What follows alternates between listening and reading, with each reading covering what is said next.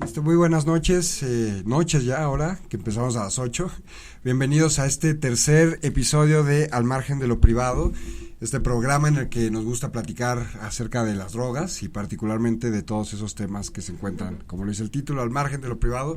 Bienvenidos, este es el tercer episodio. Yo había comentado que los dos que realizamos especiales en ExpoWeed eran el 3 y el 4, pero en realidad son episodios especiales, entonces estamos todavía empezando, estamos en los primeros episodios de este programa y me da mucho gusto darle la bienvenida a tres buenos amigos y además importantes actores en el tema de la política de drogas en México, particularmente desde las organizaciones de la sociedad civil, a quienes he invitado a platicar del papel que tienen estas organizaciones que en los últimos años han crecido mucho en México, que se dedican a impulsar la reforma a la política de drogas desde diferentes trincheras, con diferentes enfoques, y que tienen ya una vasta experiencia y también proyectos próximos, proyectos futuros bastante interesantes. Por eso los invité a que platiquen con nosotros.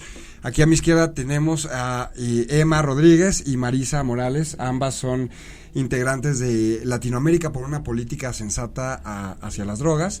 Y aquí a la derecha tengo a Fernando. Fernando es miembro de Canapeutas, una organización reciente que se dedica a temas, son especializados en cannabis medicinal y bueno, han estado muy activos recientemente. De hecho tienen un evento que más adelante nos lo adelantas, nos haces la invitación, Fernando, ya que están próximos. Sí, claro, cuando ya al final platicamos para que se queden picados nuestros, seguramente muchos escuchas.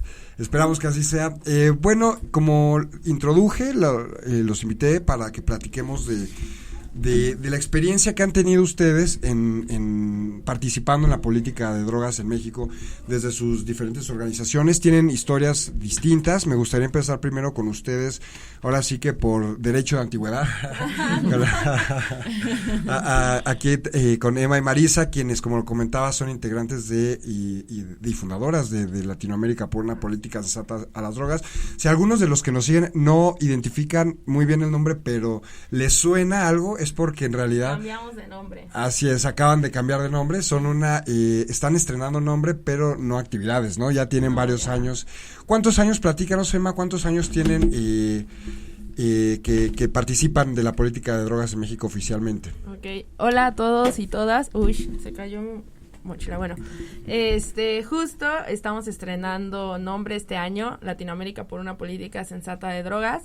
¿Por qué Latinoamérica por una política sensata de drogas? Porque la organización está desde Argentina hasta México. O sea, hay capítulos en la mayoría de los países de la TAM. Y antes éramos estudiantes por una política sensata de drogas, pero los estudiantes ya crecieron y también queríamos ser más incluyentes en este tema, porque de pronto habían en las convocatorias, habían compañeras y compañeros que ya no son estudiantes y que están interesados en el tema, entonces querían una forma de incidir y entonces decidimos todo el comité, que fue algo muy pues a la vez difícil, pero también muy nutrido, ¿no? O sea, la votación se hizo entre compañeros de Costa Rica, de Chile, ¿no? Etcétera. Por ejemplo, queríamos poner algo como de sociedad, pero en Chile sociedad se entiende como empresa. Entonces ahí hubo totalmente un debate y al final mejor quedó Latinoamérica por una política sensata de drogas, la cual tiene 10 años. Fundamos la organización en 2010, éramos antes un capítulo de la organización Students for Sensible Drug Policy, ECCP, y bueno, esta organización nace en el 98 en Estados Unidos, por toda la situación que vivía antes Estados Unidos en el tema del prohibicionismo. Ahora, bueno, ya sabemos que es el país que está regulando por excelencia el tema de cannabis y ahora también los hongos y los CIBES, ¿no? Entonces, se organizó un grupo de estudiantes porque no podían acceder a becas, a estos financiamientos, porque como sabemos, la educación universitaria en Estados Unidos es muy cara. Entonces ellos necesitaban estos aportes económicos y si salían positivos al antidoping no les daban nada.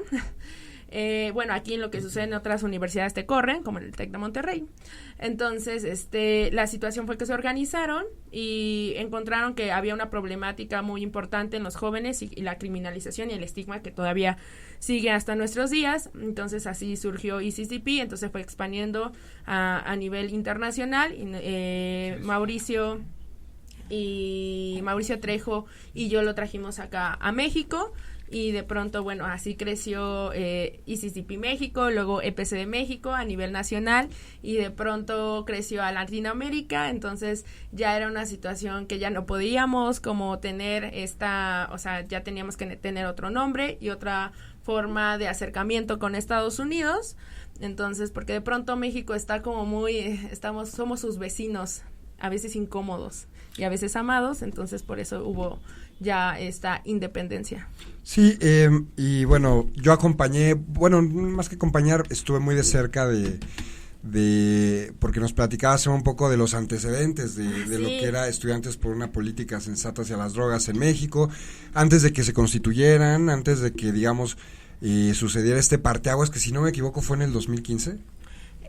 Cuando empezó a hacer una organización a nivel nacional. Sí, cuando... o cuando fue a Latinoamérica.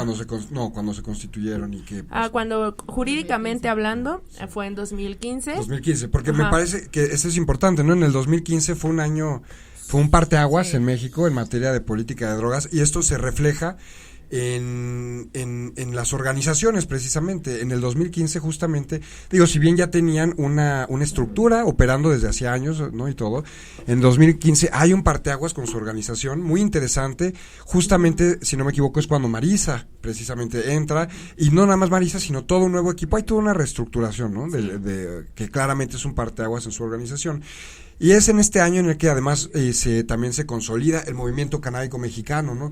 Que es toda esta red que todavía ahí está medio en el aire, furulando un poquito, de organizaciones, de activistas, de empresarios, de muchos actores en materia de cannabis en México. Y no solo eso, otras organizaciones también surgieron en esta coyuntura.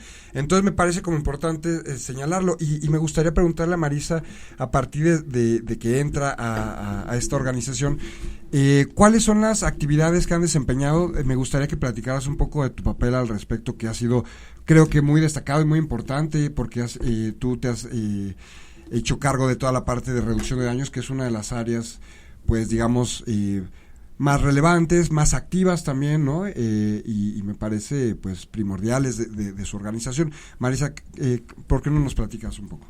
Claro que sí. Buenas noches a todos y a todas. Gracias por la invitación, Aldo. Es un gusto estar aquí.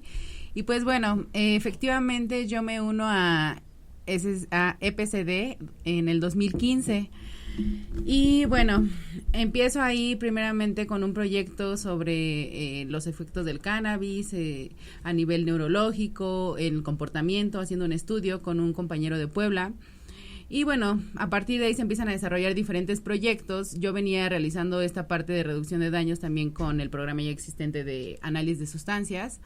De ahí, pues bueno, yo la verdad siempre me encontré muy interesada en esta parte del uso de drogas y de cómo reducir daños, ¿no?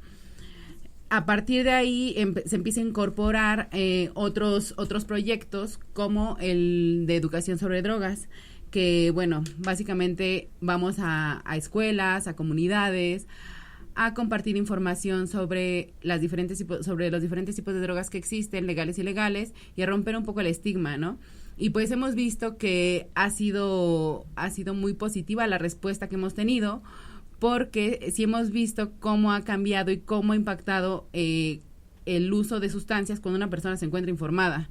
Entonces, bueno, es importante a veces llegar a personas que aún no son usuarios. Por ejemplo, he participado con chicos de secundaria que no son usuarios, algunos sí son usuarios, pero bueno, ya desde ahí empezar a cambiar como el paradigma que se tiene tan negativo respecto a las sustancias.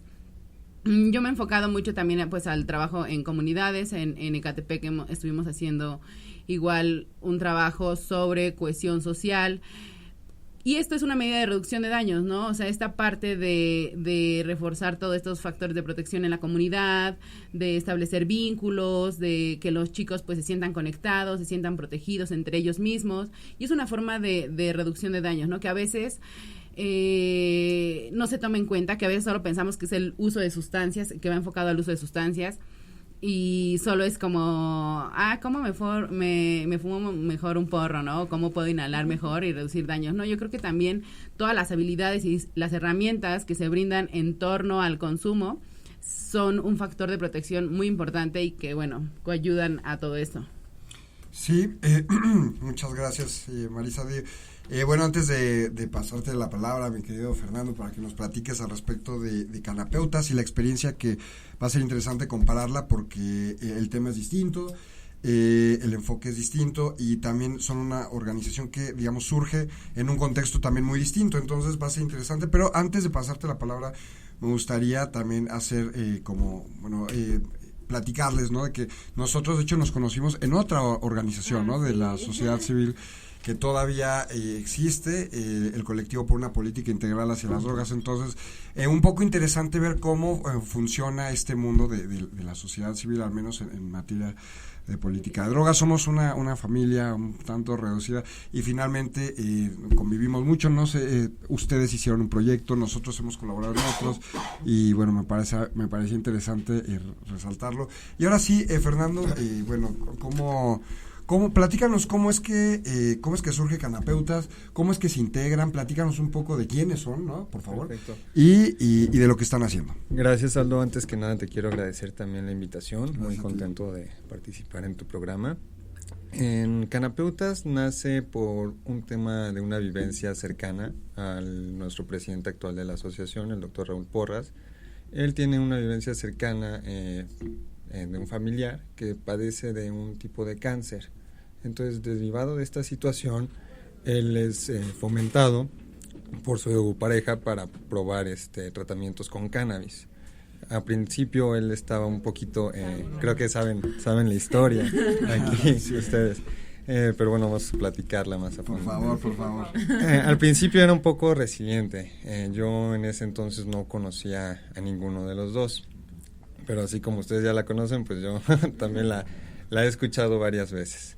Después de todo empieza a tratar a este familiar porque ve que los tratamientos alópatas tradicionales no están funcionando. Decide pues incursionar y ver qué es lo que sucede, ¿no? Empieza con este tratamiento y ve una mejora significativa. Esto lo sorprende mucho, ya que, bueno, al principio su pensamiento era un poco que se creaba una esfera como tipo de ilusión en torno al cannabis para crear una especie de boom, ¿no? Es algo que actualmente se escucha de hecho bastante seguido, que se está buscando a grupos médicos para que hablen a favor del cannabis solo por un incentivo económico. Yo creo que es importante resaltar que hay muchas asociaciones, muchos médicos que trabajan con cannabis sin fines de lucro. Entonces, bueno, derivado de esa situación, el doctor Raúl Porras decide que hace falta mucho fomento a la educación en torno al uso de otras sustancias no tradicionales. En este caso sí específicamente del cannabis, pero en general buscamos también incentivar la educación de un uso adecuado de sustancias alternas o de terapias alternas. Hace rato mencionabas que sí vamos un poco con rutas un poco diferentes en cuanto al LPCD, pero yo creo que en cuanto a la raíz no nos diferenciamos en casi nada, puesto que ahorita Marisa mencionaba un tema de la importancia de la reducción de riesgos. Por ejemplo, cómo inhalar más seguro, ¿no? Es un tema, bueno, ya que todavía tiene mucho estigma aquí, inclusive entre el movimiento canábico. Es increíble ver la gran paradoja de lo que es sentarte con alguien que está fumando un porro y te diga, no, ¿sabes qué? La cocaína es malísima, ¿no? Claro, o sea, todo abuso de una sustancia yo creo que es indebido, no es bueno para la salud, pero hay maneras de reducir riesgos. No es lo mismo inhalarte una línea de cocaína que sabes de dónde proviene, o fumarte un porro que sabes de dónde proviene, a comprar algo en la calle con una fuente totalmente desconocida, ya que no tiene ninguna trazabilidad, no puedes conocer nada de su trabajo, y todo esto derivado del prohibicionismo. Entonces, finalmente sí somos una asociación en contra del prohibicionismo y que incentivamos la educación en torno al uso de diversas sustancias. Así es como nace Canapeutas, se constituye en 2017. se constituye el doctor Raúl Porras, Fabiola Bojorques, que lleva la parte de comunicación y diseño, hace un gran trabajo, por cierto. Yo me incorporé hasta el 2018, yo estoy en la parte comercial y de desarrollo, porque a veces también me preguntan, bueno, ¿eres médico? No, yo estoy en la parte de desarrollo, yo me dedico a un área totalmente comercial, pero me involucro también con el tema de política, cómo viene la regulación, qué programas hay que atacar, cuáles son las áreas de oportunidad actualmente en el tema sí medicinal y de capacitación en cuanto a uso de terapias alternas. Así es como nacemos. Ok, muchas gracias, Fernando. Y bueno, no, claro, de ninguna manera me refería a que tuvieran enfoques distintos o direcciones, más bien direcciones distintas, no, claro. Un poquito son líneas de distintas organizaciones, ustedes están especializados en cannabis medicinal, los y las amigas de Latinoamérica por una política sensata de drogas manejan temas más amplios, pero bueno, finalmente claro, no son organizaciones con enfoque de reforma, por supuesto, por eso son bienvenidos a esta mesa. No, la verdad es que los prohibicionistas también serían bienvenidos a esta mesa, Hay que invitarlos a debatir. Es importante escuchar sus puntos. Escuchar lo que hemos escuchado ya durante muchos años. Sí, a mí me gusta mucho justo, y la idea de este programa también es que en algún momento, si se dejan, ¿verdad?, invitar, haya algún debate, ¿no? Me parece que eso es muy enriquecedor. Pero bueno, esto es muy lo contrario, esto es una mesa de amigos reformistas, lo cual me da mucho gusto. Y bueno, me gustaría preguntarles a ustedes sobre, ya que nos introdujiste el tema de toda la red internacional a nivel Latinoamérica, me gustaría que nos platicaras un poco, ya que han logrado adquirir una panorámica más internacional de cuál es la situación que enfrenta la sociedad civil en diferentes países, al menos en la región. Que nos platicaras cómo ven ustedes, cómo ves tú al menos el rol que cumple México a nivel Latinoamérica, o cómo las diferencias que hay en el movimiento entre el movimiento de México y otros países. Algunos casos que tú destacarías. Ok, bueno, antes que nada, compartir que LPCD es una organización interdisciplinaria e intercultural. Marisa es psicóloga, yo soy administradora pública, pero dentro de la organización hay compañeros que son de distintas profesiones, ¿no? Biólogos, historiadores, músicos, químicos, antropólogos, etcétera. Entonces, eso enriquece mucho la organización porque de un mismo tema tenemos diferentes visiones, ¿no? Y diferentes abordajes. Y, por ejemplo, hablando de lo de las sustancias, de dónde provienen, etcétera, o sea, análisis de sustancias para nosotros es algo muy importante. De hecho, en Chile hay todo un movimiento con los compañeros del EPC de Chile, que están realizando este tipo de intervenciones, que están viendo la forma de poder incidir. Y en ese sentido, pues México, como nosotros lo vemos dentro de LPC de Latinoamérica, bueno, en general de Latinoamérica, pues está quedando muy rezagado. México. O sea, sí, porque en Colombia tienen, por ejemplo, igual la dosis mínima, pero también hay otra que es como, no recuerdo el nombre, pero tú puedes demostrar que si tienes 30 gramos o más, o sea, es para tu consumo, ¿no? Pero, disculpa que te interrumpa, pero yo más bien me gustaría que... ¿El movimiento? Ajá, el movimiento de las organizaciones, ¿cómo ves cómo está en México y cómo lo compararías con, por ejemplo, con Colombia, que yo sé que en Colombia, y tú tienes una relación cercana, ¿no? Has ido algunas veces, ¿cómo ves, lo ves débil en México el movimiento, en Colombia más? En Colombia hay otro tipo de movimiento por justo las reformas que se han dado, ¿no? O sea, hay por ejemplo, ahí ya hay empresas, hay personas que, de hecho, un amigo colombiano que está acá, un compañero del EPC, me dijo, ¿dónde compro semillas? ¿Dónde puedo empezar a cultivar? Y yo, ey, tranquilo, ¿no? Aquí todavía no tenemos regulado eso, ¿no? Y me dijo, es que en Colombia sí, yo cultivo. Dije, no, aquí no. Entonces, ya es otro tipo de movimiento, ya hay una transmutación, porque quieran o no, o sea, igual yo estudié administración pública y de pronto, no es que sea pro Estado, pero sí tiene mucho que ver cómo están los lineamientos institucionales. Y eso cambia mucho y como que va transformando hasta la misma sociedad civil. Por ejemplo, en Chile hay todo un movimiento, también en el tema de las semillas, en el tema del cannabis, y hay mucha unión. Por ejemplo, los compañeros del EPC de Chile trabajan mucho con otras organizaciones organizaciones que también no tienen que ver todo el tiempo con política de drogas. Por ejemplo, hicieron un evento sobre VIH, derechos sexuales y reproductivos y drogas con el INJUVE de allá, ¿no? Y con otras organizaciones. Entonces ellos van, y por ejemplo trabajan mucho con Mama Cultiva, con Fundación Daya, o sea, están como teniendo mucha diversidad, ¿no? Pero también es idóneo el contexto en que ellos lo están moviendo. Por ejemplo, el EPCD Uruguay es muy interesante porque Uruguay ya tiene una ley de regulación de cannabis, pero hay el tema, las otras sustancias. ¿Qué pasan con las otras sustancias en Uruguay?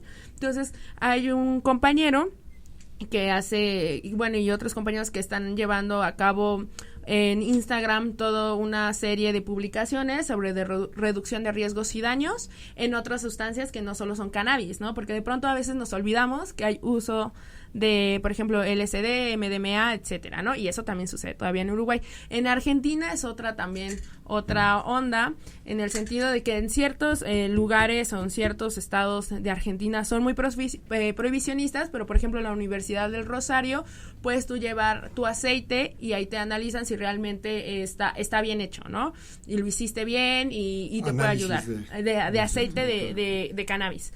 Entonces, y los compañeros de LPC de Chile, Argentina, apenas estuvieron en un evento que se llamó los 10 años de Arriola, justo que estaban conmemorando el fallo Arriola, ¿no? Que es un poco lo que pasó con México en el tema de la jurisprudencia. Entonces, yo creo, y bueno, en Costa Rica, nuestros compañeros del LPC de Costa Rica, claro, con Ernesto Cortés también de ACI tenemos mucha relación. En Costa Rica, por ejemplo, de pronto no hay como tan variadas tantas organizaciones, pero las que hay se llevan muy, muy bien, ¿no?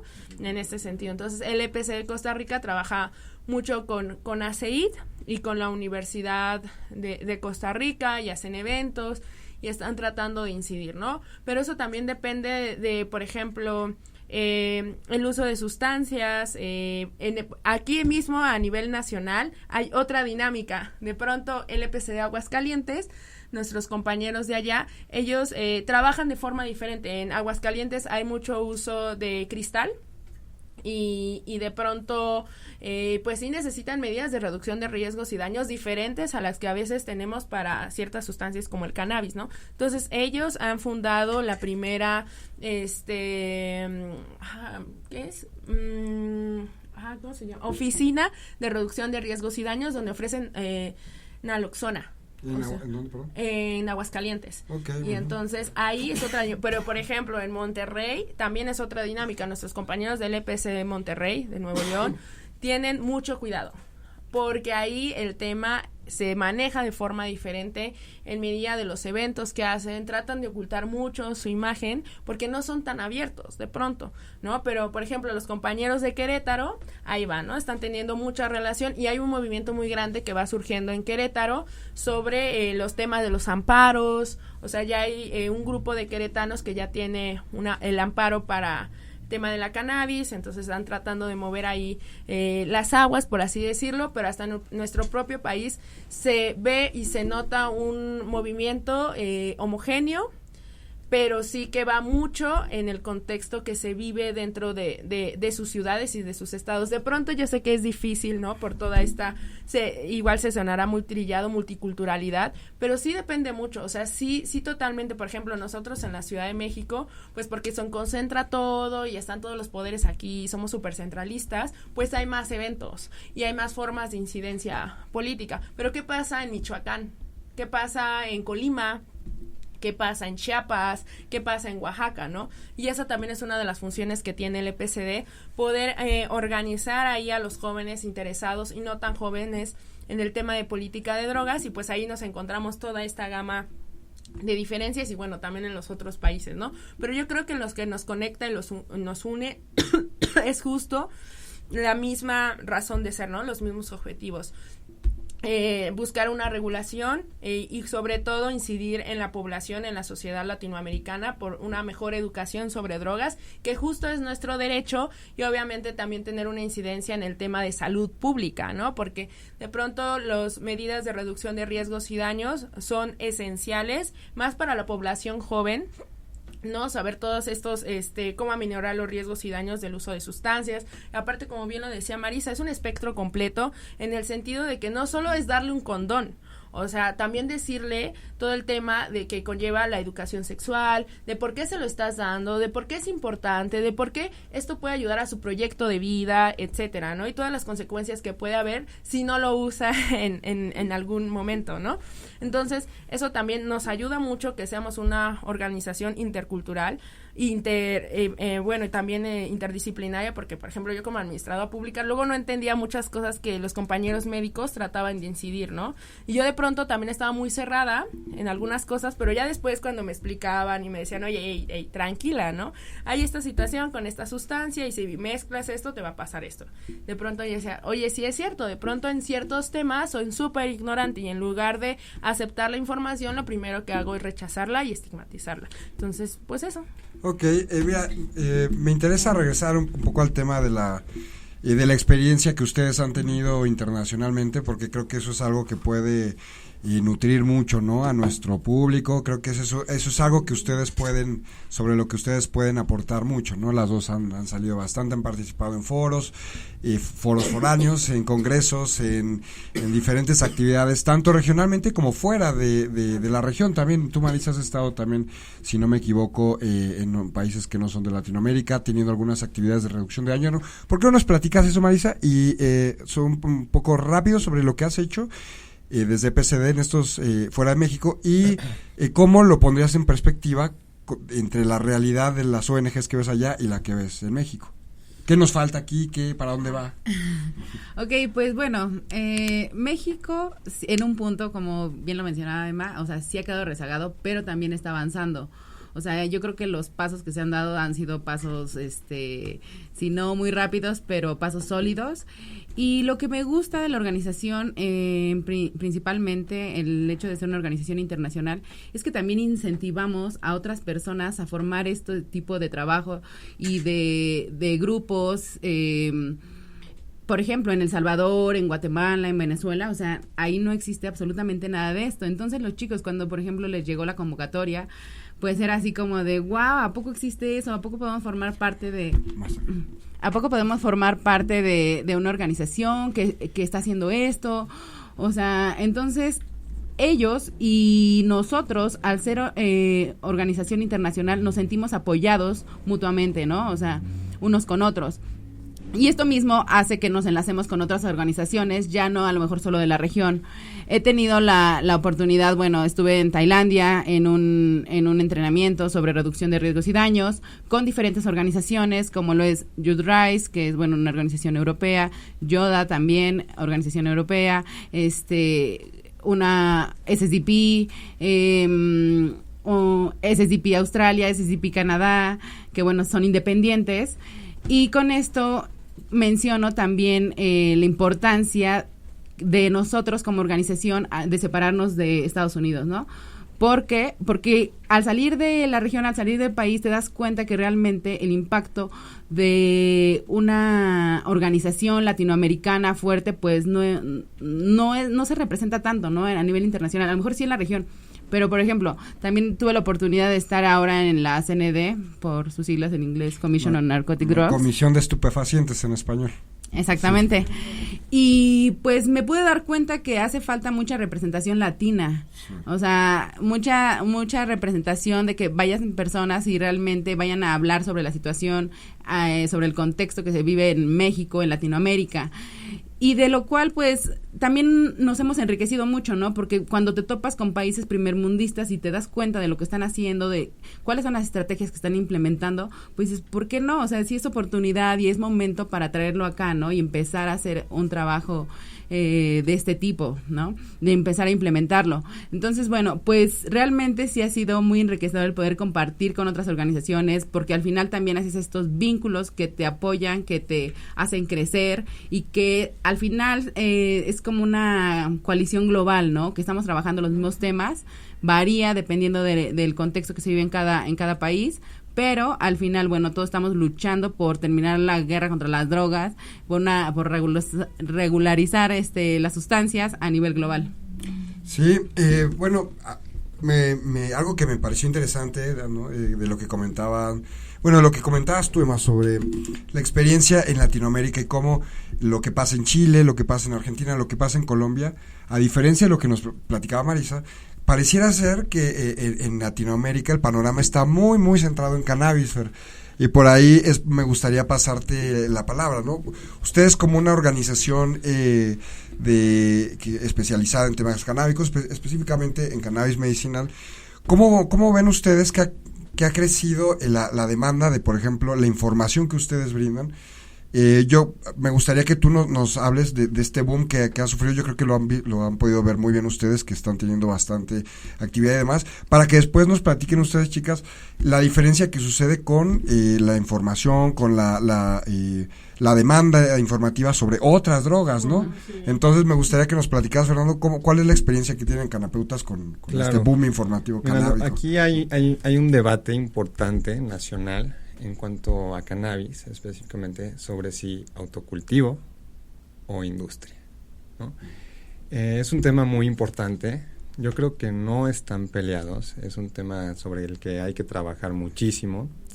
También hay que entender la diferencia, como decía ahorita Emma, sobre cómo actúan las sustancias en nuestro cuerpo y cómo podemos sacar diferentes fitocannabinoides, en este caso, de distintas cepas de un cannabis, ¿no? Por ejemplo, hablábamos de Uruguay. En Uruguay está regulado el autoconsumo, el autocultivo, pero en cuanto a un tema de cannabis industrial de grado farmacéutico, aún les hace falta mucho por avanzar. Hay que aprender a diferenciar entre consumo lúdico y consumo médico, medicinal, ¿no? Tienen dos fines completamente distintos. Y para algunos fines medicinales el autocultivo llega a ser muy complicado, muy complicado, por temas de control. O sea, la marihuana es una planta, el cannabis es una planta que requiere de demasiado control para obtener justamente los fitocannabinoides, en este caso, que son las moléculas propias del cannabis, fito de la planta, en este caso son las moléculas del cannabis naturales, porque ya tenemos los cannabinoides sintéticos también. Que pues para poder obtener el grado que nosotros queremos de algún fitocannabinoide necesitamos un control muy específico y que requiere de un laboratorio con diferente tipo de equipo. También el método de extracción es algo muy importante. Hay extracciones que no se pueden hacer en casa fácilmente o de la mejor manera. Todos creo que ya tenemos algo de experiencia en ese tema. Son temas que sí tenemos que profundizar bastante en ellos, aprender muy bien cómo interactúa con nuestro cuerpo. El sistema endocannabinoide es algo relativamente nuevo, es algo de lo que no se había escuchado hace 50 años. Entonces, esa es la gran diferencia entre cannabis de uso farmacéutico y cannabis para consumo lúdico. En el tema de también cómo puede favorecer el tema de la industria o la farmacéutica de cannabis en un contexto de reforma social, creo que también tiene una capacidad muy interesante e impresionante. Para que tengamos una referencia, el estado de Colorado, en Estados Unidos, solamente en 2018 tuvo un alcance tributario de $200 millones. La educación en México es un tema que carece de mucho presupuesto y de mucha capacitación. Por ejemplo, para el plan de desarrollo que tenemos, tiene un presupuesto de $300 millones. Entonces, si nosotros vemos la diferencia, es, o sea, con puro cannabis vamos a levantar la educación. Sí. Vamos Salud. a hacerlo, por favor, ¿no? Sí. Entonces, hay que diferenciar cómo puede apoyar también la industria farmacéutica y diferenciar el consumo lúdico del de grado medicinal. Ya aprovechando un poquito, que ya vamos un poquito pasados No vamos. programa. Bueno, empezamos tarde, entonces Bueno, se repone. okay, pero quiero también mencionar el por qué la Asociación Mexicana de Medicina Cannabinoide y Canapeutas, nosotros estamos trabajando en conjunto justamente para fomentar el alcance de educación a profesionales de la salud y que entendamos la diferencia entre cepas, distintos cannabinoides, distintas formas de extracción y cómo interactúan con nuestro cuerpo. Es un tema en el que hace falta muchísima capacitación. y no va a ser fácil regularlo. Yo creo que todavía tenemos una curva de aprendizaje importante en nuestro país, pero me alegra ver que estamos avanzando.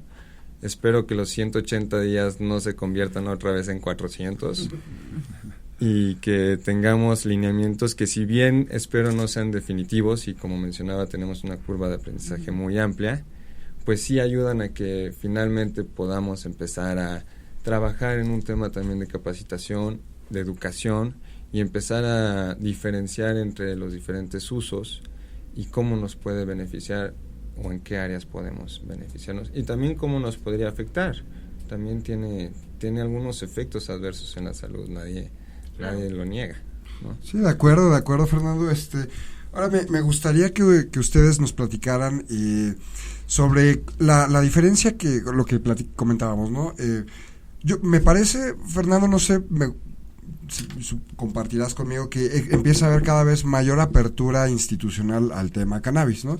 Ustedes, como una organización de cannabis medicinal, pues estoy seguro que tendrán acercamiento, han tenido, de hecho, ¿no? Estoy seguro, acercamiento con instituciones como la UNAM, posiblemente, como, no sé si algunas han realizado eventos ¿no? en la UNAM, han tenido, supongo, acercamiento con actores políticos, ¿no? Bueno, eso sobra decirlo, hay una participación del cannabis muy importante en la vida política de hoy. Entonces me parece que es interesante como resaltar esto, ¿no? La apertura institucional que existe hoy en México, y creo a nivel regional en Latinoamérica en materia de cannabis. Sin embargo, creo que hay un contraste importante con lo que sucede con el resto de drogas, reducción de daños con drogas químicas. Digo, posiblemente en Colombia se ha discutido el tema de cocaína, en México temas de opio, etcétera, pero son chispazos aislados, ¿no?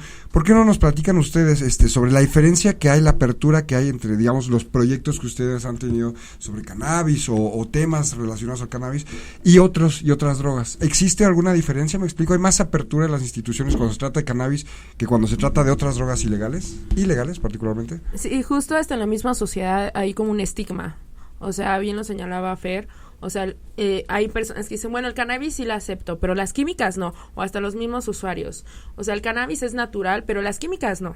Entonces, ahí nosotros nos encontramos como en esta falta de apertura, ¿no? De una visión más amplia, y también un entendimiento de que hay personas usuarias de otras sustancias, que también necesitan información y que también tienen derechos, ¿no? Y también un poco no olvidar que hay sustancias que de forma, por así decirlo, entre comillas, medicinal funcionan, como el LSD, el MDMA y hasta la ketamina. Entonces hay estudios que están demostrando, por ejemplo, MAPS, que es esta organización multidisciplinaria de estudios psicodélicos, que está en Estados Unidos, que igual Marisa y Oscar Espín tuvimos la oportunidad de ser becados e ir a la conferencia que se hace cada 4 años, me parece. Cuando fuimos nosotros fue en Oakland, California, y entonces a ellos ahí presentaban varios investigadores neurocientíficos, sobre todo de universidades muy de prestigio como la Universidad de Berkeley, etcétera, los estudios que estaban realizando de estrés postraumático a personas que habían sufrido algo en su vida muy fuerte y que usaban el LSD o el MDMA, y lo estaban registrando todo, ¿no? Y de pronto que tú que estés como en este tema más allá de la cannabis, también representa un gran estigma para nosotros que estamos trabajando estas sustancias. De pronto lo que sucedió con los amparos de cocaína aquí en México, y bueno, tema muy interesante. Por supuesto, ¿no? Y justo lo que se discute en Colombia y en los países productores. Yo tuve la oportunidad de ser la segunda generación del curso del CC de la Universidad de los Andes sobre el producción y tráfico de cultivos ilícitos. Entonces estaban personas de Perú, de Colombia y de Bolivia, porque es donde hay mayor porcentaje de cultivo de hoja de coca y por consiguiente producción de cocaína. Entonces la hoja de coca en los países andinos lo ven desde otro punto de vista, un punto de vista cultural, y bueno, nosotros hablábamos primero de qué pasa con con la producción de la hoja de coca, pero en temas de cocaína era algo muy sensible que todavía no se plantea la regulación, ¿no? Sí. De hecho, dentro de la misma academia es algo muy como que no se toca. Colombia. Sí, en Colombia, en la Universidad de los Andes, ¿no? Muy pocos hablaban como de una regulación de la cocaína.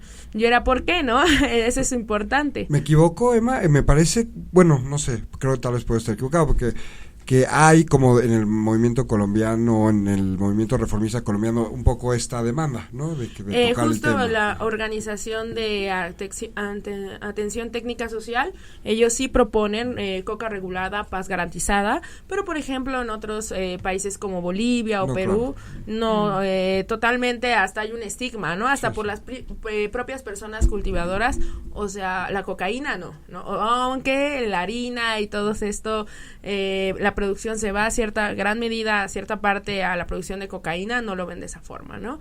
Entonces de pronto pues ahí empezamos como a tener ciertos problemas de representación del tema, y que sí representa un problema público, ¿no? Los países que son productores, por ejemplo, entre ellos México también con la goma del opio, o sea, de pronto en el estado de Guerrero, que es el estado que más ha tenido percances por la producción de esta que le dirían los campesinos maíz de bola, de pronto en el Congreso empezaron a decir que querían regularlo, ahora ya no se ha escuchado nada de eso, pero sí, ¿no? Básicamente a veces de pronto nuestros tomadores de decisión, y en ese sentido lo digo, ¿no? Porque yo también hago mucha crítica, ya que yo soy administradora pública, tú tienes que administrar o tienes que hacer valer las leyes sin que no predomine el sentido moralista, ¿no? Y de pronto en nuestros legisladores está mucho la moral en curso, y entonces ellos no quieren entender que hay sustancias más allá de la cannabis que son usadas en nuestro país,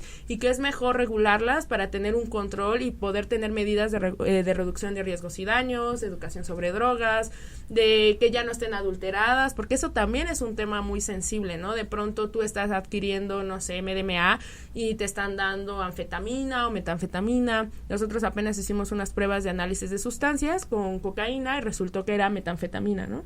Entonces es como poner más en riesgo la vida de las personas usuarias. De pronto ahí sale también la doble moral, ¿no? De ay, ¿por qué están consumiendo? Ay, ¿por qué si saben que es ilegal?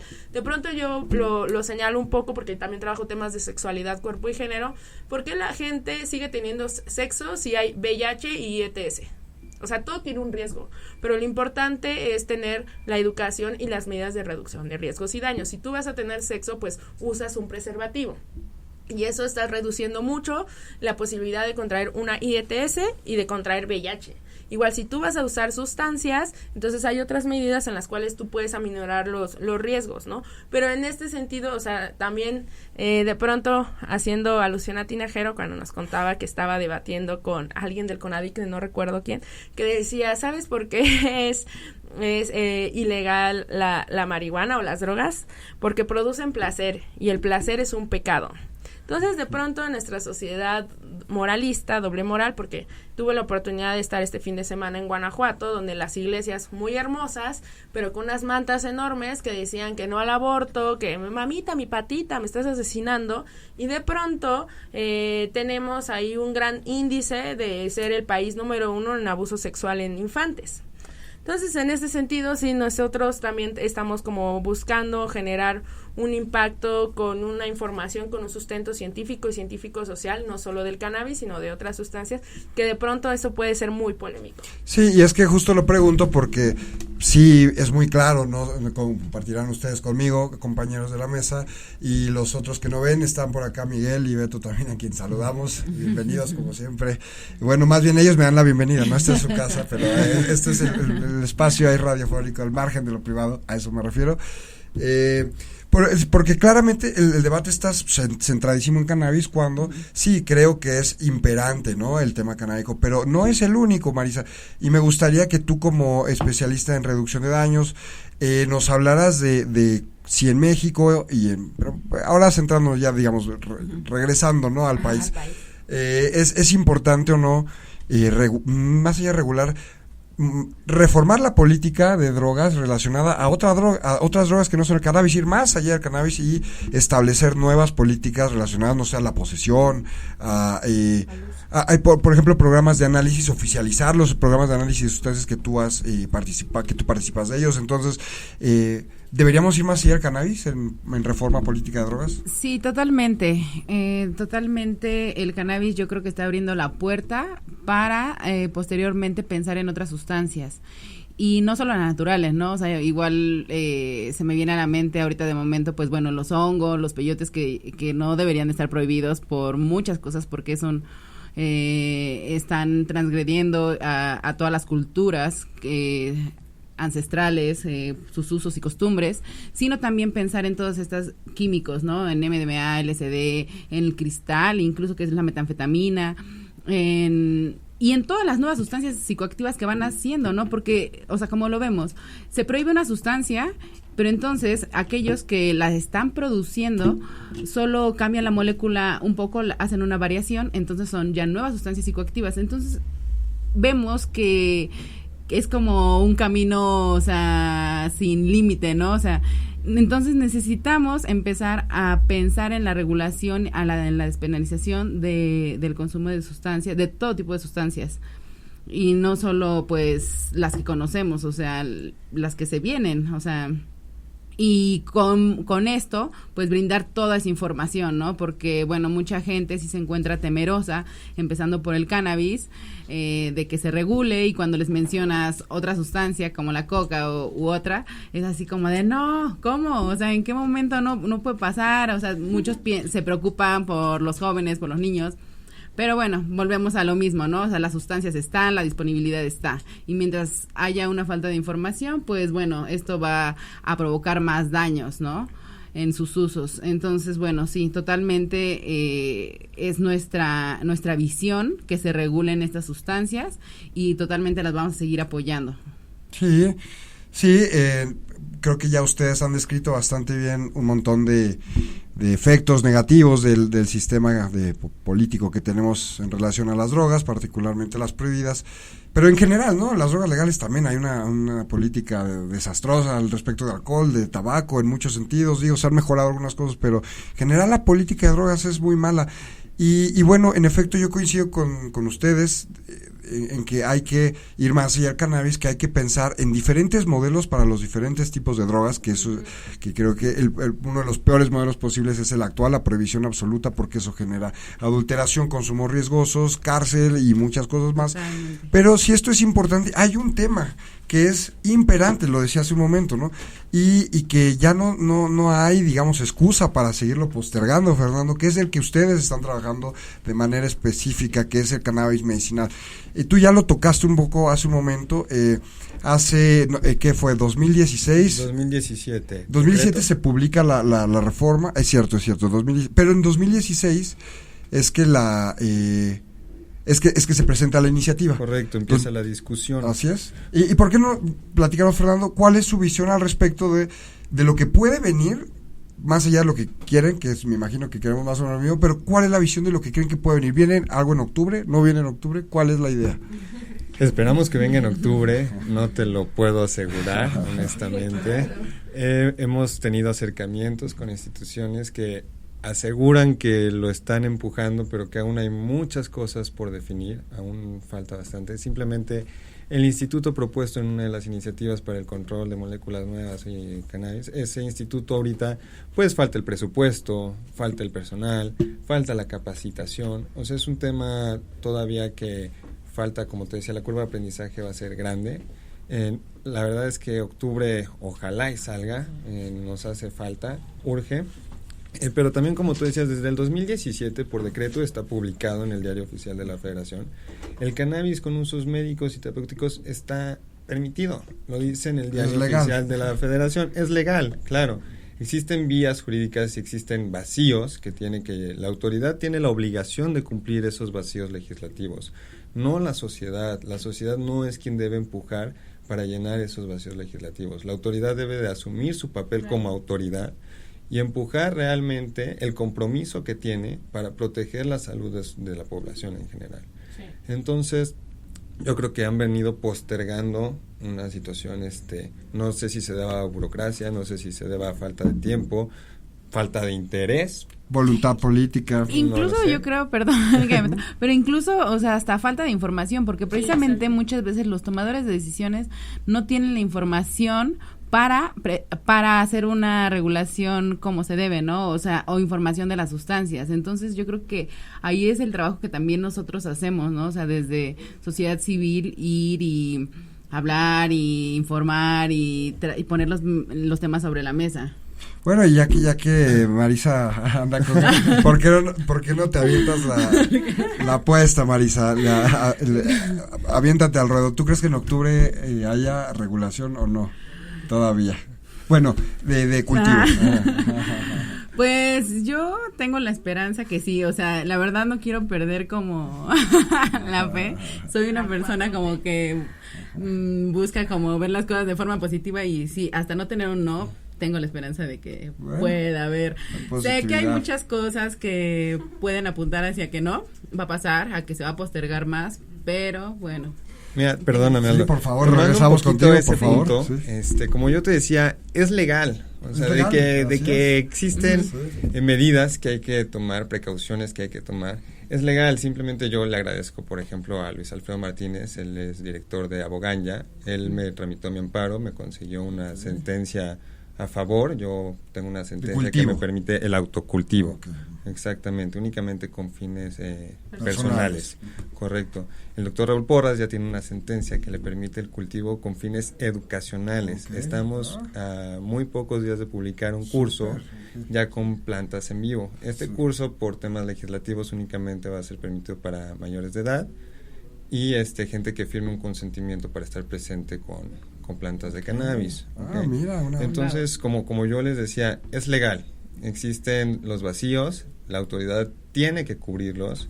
Cuando empiece a ver que esto, ya lo ha visto, esto se está ampliando de una manera impresionante.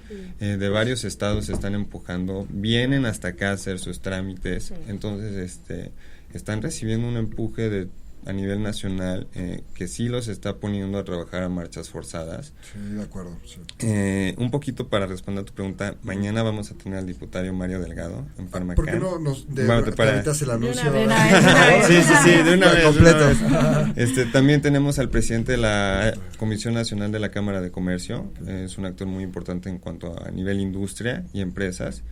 Tienen una postura a favor, pero también una postura un poquito con sus precauciones también para el tema del control sanitario que debe de llevar. Exactamente. También tenemos a la doctora Raquel Peiraube, ella viene de Uruguay, y ella pues justamente habla mucho de este balance del sistema endocannabinoide, de excesos y también de déficits. Entonces, mañana va a ser algo muy interesante ver cómo sector salud, gobierno e industria pueden hacer un pronunciamiento cada uno desde sus áreas en cuanto a este tema y su visión en cuanto a si sale o no en octubre. ¿Y por qué no invitas al público al evento? Claro, pueden entrar a farmacanmx.org, es un simposio, el primer simposio internacional de medicina cannabinoide realizado por nosotros, por la Asociación de Medicina Cannabinoide de México y Canapeutas, porque está el Cannabis Salud, está...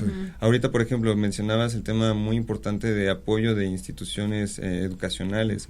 Nosotros le agradecemos muchísimo a la UNAM, yo también soy estudiante de la UNAM, estudio Ciencia Política y estudié Negocios Internacionales, ya un poquito de publicidad también personal.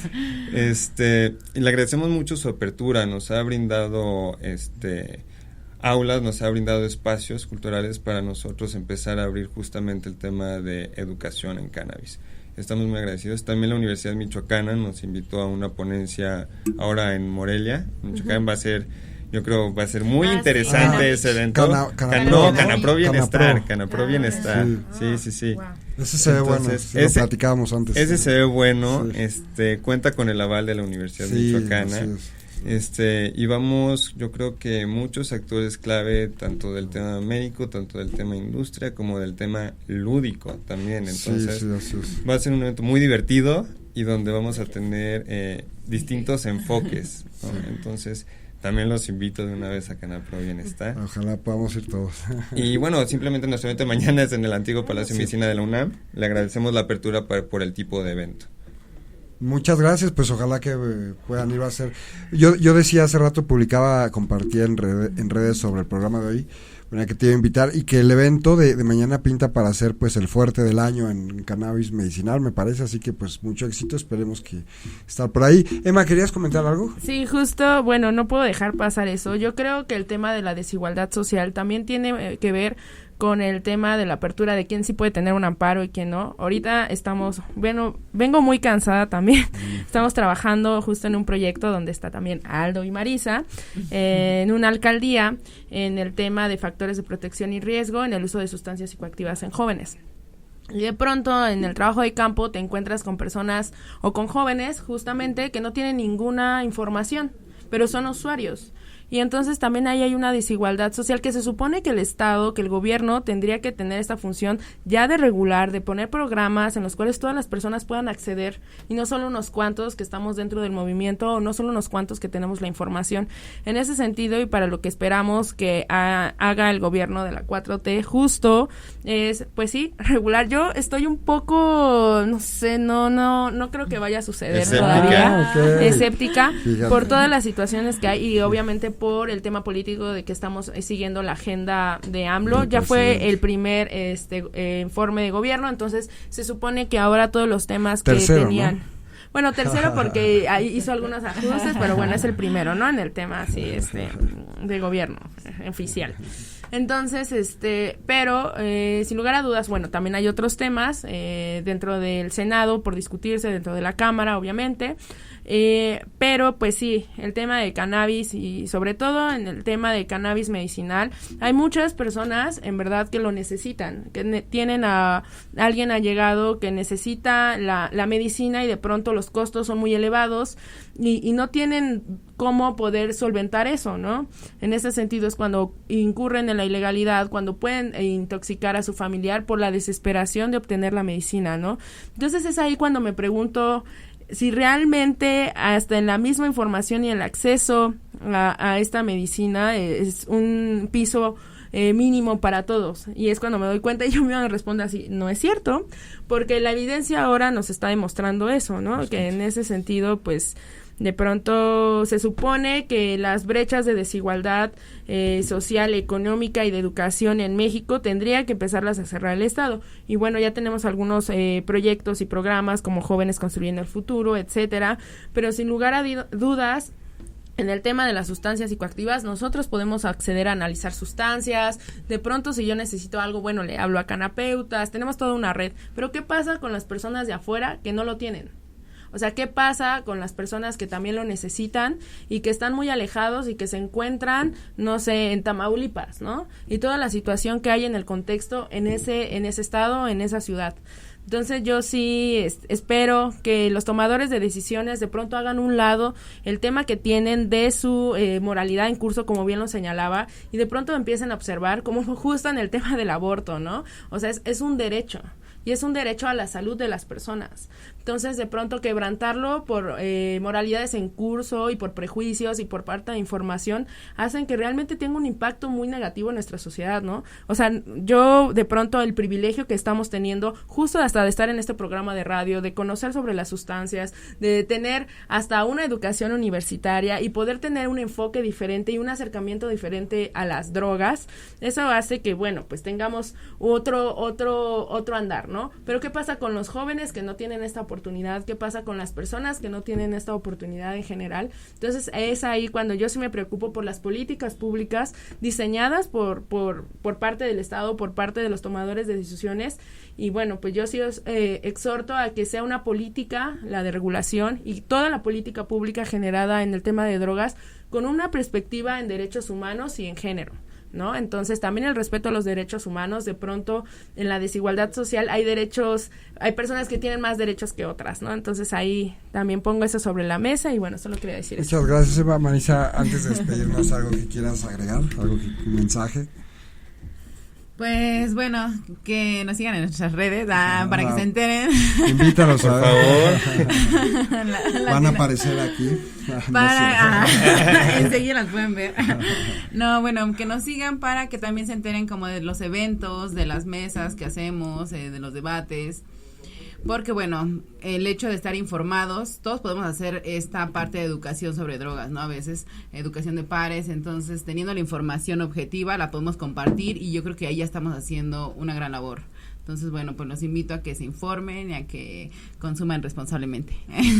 Gracias, Marisa. Fernando, un último mensaje. Para terminar, Aldo, como asociación civil sin fines de lucro, Acanapeutas también da asesoría y hace estudios socioeconómicos para personas de bajos recursos que desean o necesitan tramitar algún tipo de amparo o algún tipo de asesoría en cuanto al uso médico, cómo extraer su propia medicina.